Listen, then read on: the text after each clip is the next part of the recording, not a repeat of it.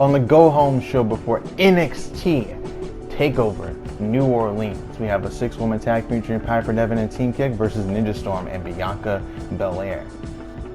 4 champions involved in this one being Piper Niven, who kind of caused this whole thing to happen in the first place. I mean, she's the reason that Bianca Belair, Toni Storm, and Anna Mae are even a trio together, or initially the reason why. I think they become friends. Maybe I'm wrong. Maybe they're just attacking a common enemy, so the enemy of my enemy is my friend. Maybe that's what they're thinking here. I don't know. But I do know this. Piper Niven has attacked Bianca Belair. She has attacked Anna Mae. And she's attacked Toni Storm last week on an episode of NXT. But when she attacked Anna Mae was prepared for it because all throughout the night Piper Niven was using these antics. So Anna Mae was well prepared. But then Team Kick got involved. Piper's friends from NXT UK. They don't really have that many stakes though. I mean, Team Kick being involved in this matchup. I guess if one of them ends up winning, they could be in the championship match for either championship. You know, if Dakota Kai pins Toni Storm or Bianca Belair or Anna Mae, she'll be added to the triple threat match. And the same thing applies for Tegan Nox. But I'm really surprised that they're getting involved in this one because normally they're really friendly people. They're really awesome. But aligning themselves with Piper may be a bad idea, but that is their friend, so I can't really fault them for that. They're just supporting their friend. Fine by me, I guess. But as for their opponents, Ninja Storm, first time we're seeing them come out together, or NXT, first time we're seeing them come out together as the Raw Women's Champion and SmackDown Live Women's Champion in quite some time. I mean, they did come out together, well, they worked together against Io Shirai and Kairi Sane, the WWE Women's Tag Champions, and were successful. But there were a lot of miscues there and a lot of mistakes made. But now that they're actually fully functioning, and they were able to win that match, by the way, I think that's actually going to be a problem here for Piper Niven and Team Kick, because even when they were off, they were still on. You know what I mean? It's like a hunted doll or something. It's ridiculous. Anyways, Bianca Belair, the Royal Rumble winner and the NXT Women's Champion, the EST of NXT, she has a story like no other, like no one else involved in this matchup. But we're not going to talk about that until her championship match against Anna Mae at New Orleans, TakeOver New Orleans. It's not title for title, it's just one title on the line. Kind of weird having NXT Women's Championship not on the line at an NXT TakeOver event, but at least the champion will be in action. I know Bianca definitely wants revenge here, and last time she teamed with Anna Mae, or actually, we're 1 for 2 working together.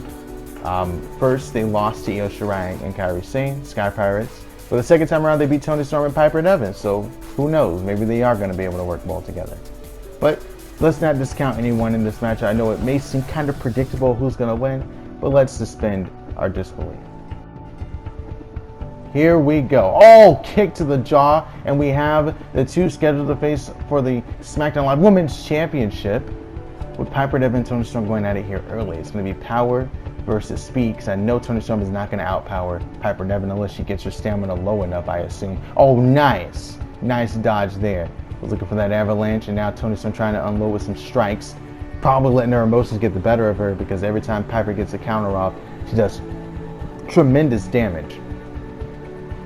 The mistake that Toni doesn't want to make here, she doesn't want to get injured first off against Piper here, because they have to face each other on Saturday for that championship. So I'm thinking what she's going to try to do is probably use her tag partners as much as possible, which makes sense. That's not a bad thing. I know it sounds bad on paper using her tag partners, but you got to conserve energy and stamina for these kind of matches, especially with the individuals involved.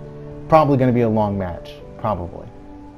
Oh, went for a dropkick and just got Samoa Joe as Piper Niven just stepped out of the way with ease, just walking away from Bianca and then countering her as well. Nothing but disrespect here from Piper, of course, as to be expected. Now we get to see Tegan Nox coming back from an injury recently. We know she got injured at the Mae Young Classic and we hadn't seen her since for a while, but came back last week and then, or actually on a house show, but now she's here on NXT TV. Good. Belly to belly right there. Kind of like a Bella to Bailey, but a little bit more elevation on it. Vicious strikes as well. I guess Dakota Kai and Tegan Nox took it personally that their friend was so upset. And they're just like, if these people are pissing off a friend that much, we're just going to go after them. We're going to take them out and teach them a lesson and help our friend. I don't know. It's kind of like the thing where you see your friend really angry and it makes you angry if you have that kind of relationship with them. But then again, Toni Storm had that relationship with Piper Niven, and it all went up in smoke basically. When Piper and Devin tried to cash in on Anime through nefarious means, and Toni Storm made her pay for it.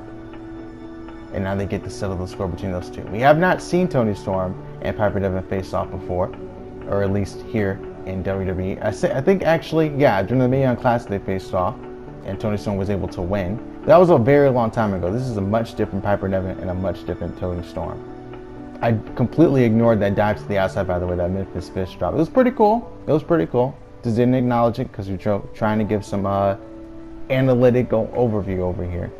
You know, some insight, some detail for people who may not understand what's at stake and what's going through the people involved's mind, you know.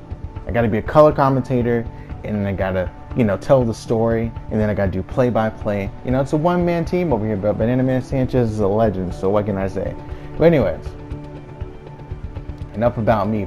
Right now, Bianca is doing some tremendous damage to Tegan Nox, and I think what Tegan needs to do is rely on her speed and use her kicks. But then again, you see that knee brace there. May not be a good idea after all, I don't know. Down she goes. Some teamwork here. This is the first time they're actually in a tag team match together, where you have to tag in and out. So they actually have to work together here, but able to formulate some unique offense. The Ultra Ball, I guess is what we could call that one. And now a Pokeball as well. Okay, cool. Is she done? No, gonna follow up. Oh, okay, there we go. Now we get to see the kicks get involved here. I think what would be a good idea here is for Dakota Kai, yeah, there you go, Dakota Kai and Tegan Nox to work together because they're an experienced tag team, and just rely on working together, and then maybe get Piper in if they need help by any means. I think that could actually work out pretty well. Let the tag teams do most of the work. I think that makes sense. Or the people who are more experienced as being a tag team do most of the work. Anime was in trouble, but able to counter that one with a dragon screw. She might go after the leg here, which would be a good idea to stop the kicks, and then she could go for the Black Clover if she wants to. She has so many ways she can be her opponent, and I know right now Piper, Bianca Belair, and even Toni Storm are all watching Anime right now to try to figure something out in case they have to face her. Bianca knows she has to face her, so I know for sure she's definitely taking notes. Hits another Pokeball right there. And now's the time to fly. Here we go. Might be looking for the Suyu Splash. Can she get it? Yes, she does. Into a cover now. No one trying to break it up. Perhaps a lot of faith in Dakota Kai, and Dakota is able to kick out. That's nice to see. At the same time, it was a bad move because she could have been pinned. I mean, Anime's won with that move before, but probably not going to win so easily, I assume. Now into the corner. What is she setting up for here? Oh, we know what time it is now. Here comes the Kaio kick. There you go. Right on the money. But Anime falls in the corner. So she can't go for a cover, but instead does a face wash. Might do some extra damage with that headband on her forehead as well. Dodging now. Finds an opening and turns things around as Anime, but she needs to tag out, and she does so. Toni Storm actually wanted to be tagged in, so good on her to get Toni involved in the matchup. But could not take advantage, perhaps playing a bit of possum, and this is like bad news, kick to the gut. Here we go. Chiropractor, oh my goodness. Oh, but she's on the ropes. That was very fortunate for Toni Storm, very fortunate. But wisely as I said, with the experience on her side. Oh, and she tags in Piper of all people, of course. Of course Piper wants to get involved when Toni Storm is down and defenseless. Toni gets back up though. Oh, kick to the face. Oh, she got away. And now she goes back after Piper. I think Toni wanted to go after all three individuals, but Tegan was like, nope, that's not happening again. But unfortunately for Piper, she wasn't able to recuperate off the freaking big boot that drilled her. And now she's getting picked apart. Oh man, kick to the face. Pete Dunne will be proud of what he's seeing right here. This joint manipulation. Now going after the fingers as well. Oh no, bending the whole set of fingers back. And now, double knees to the kidneys. I think it's a good time now to go for a tag team move on Piper. But I think Toni Storm just so focused on doing damage to Piper, and it's going to end up costing her right here. Piper throws her across the ring with ease. Not done yet. Caught from behind. Electric chair. Toni got to fight out of this one. Did she find it? No, she didn't. Oh, electric chair powerbomb. Nice. Pin combo. Anime tries to break it up. Toni Storm has a kick out on her own merit, though. I think Anime tripped over the referee's boot. That was kind of embarrassing. How unfortunate. Toni able to counter, though. Shoulder tackle takes out Tegan Nox. Now goes after Dakota Kai. Toni is doing the same thing she did with Io Shirai and Kairi Sane. I guess if it ain't broke, don't fix it. But she's targeting a lot of individuals at once and not really relying on her team like she probably should be. Or never mind. Nope, it's dodged. And a lariat lands. Toni recovers quickly. Piper now. Momentary hesitation and Toni makes the first move there. A brief stare down between the two champions. But now Toni Storm is the one who makes the move. That's interesting. You would think it'd be Piper making the next move, but I think she was just a bit too slow there. Toni Storm using speed, suicide dive into the barricade. I think this would be a great opportunity to throw her back into the ring and probably go for a pin. She went back first to the barricade, even slid for that matter. She may be completely out of it at this point. She doesn't. Instead, she tags an Anime. Wait a minute, Anime might go for the night guy right here, perhaps. No. Smart move there from Piper. I think she knew what was coming and tries to get out of position at least. Now Anime waiting for her to get to her feet and may try to reposition her for the night guy. Counter though. Piper now. Scooped up. Powerbomb? Whoa, no! Oh my goodness, a spirit bomb to Anime. And not even gonna go for a pin. She's gonna combo off of it. Huge splash. This is exactly what we could see at WrestleMania if they end up facing each other, and there's Bianca to break it up. We don't even know if Anime could have kicked out of that. We don't even know. Perhaps she could have. We've seen her kick out of plenty of things. She ain't kicking out of this though. Michinoku driver lands. Anime is down.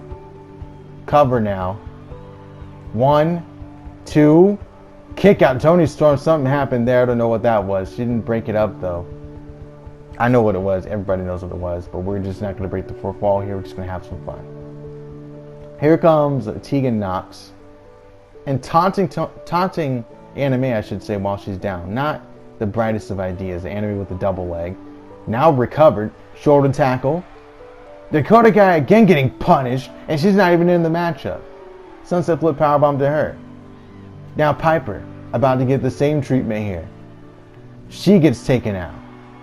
Perhaps you could have, saved them, Tegan. Damn, just watched your partners get destroyed like that. Wait, never mind. She waits for Anime to come back in, gets the hook and ladder, and now it's a good time to go for a pin. No pin.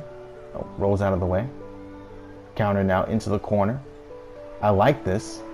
Action starting to pick up despite how far we are into the matchup. Running Rasengan lands. We've seen this combination before. Another Rasengan lands. Anime doesn't go for a pin. Normally she does off that combo, or at least goes to the top rope. Instead, oh, she's gonna go for it. Odama, Rasengan, I knew it was coming. Going for the pin here. And that should be enough if they can play defense here. Oh no, a miscue, and the ref gets taken out, and I think Tegan might have kicked out on her own, or Dakota broke it up, I don't know. But with the ref down, I don't know if that tag counts. I guess it does. I guess it counts? We'll just say it counts, whatever. Leg drop across the back of the neck. Referee caught underneath all of this. And now Bianca, a wise move here, gets rid of Piper, preventing Tegan from having someone to tag here. Oh, wait a minute.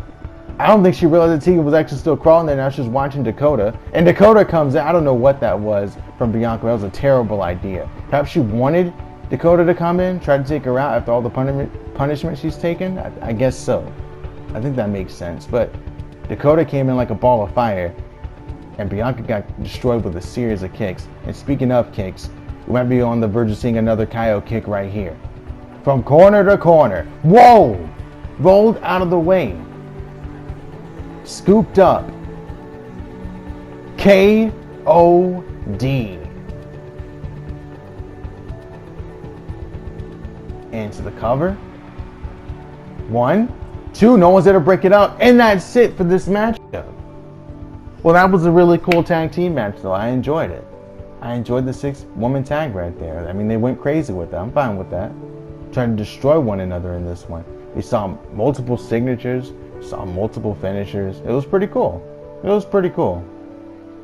leaves an element of mystery as well, because we don't know if Anime can even beat Piper because she's never faced her one-on-one, and every time Piper's had a chance to do something to Anime, she was saved by either Bianca Belair or Toni Storm. I know what I want to see, though.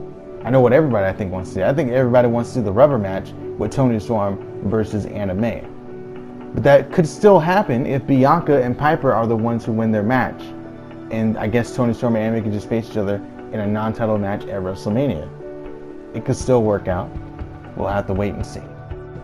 So they would arrive on the Friday before NXT TakeOver at WrestleMania Access, where they would be scheduled to compete, and we'll talk about the upcoming matches and how excited they were to be able to finally compete at WrestleMania, potentially speaking. And Bianca was like, no, for sure, at least one of us is going to go into WrestleMania because I have to face Anime, which I'm going to win because I'm the EST of NXT.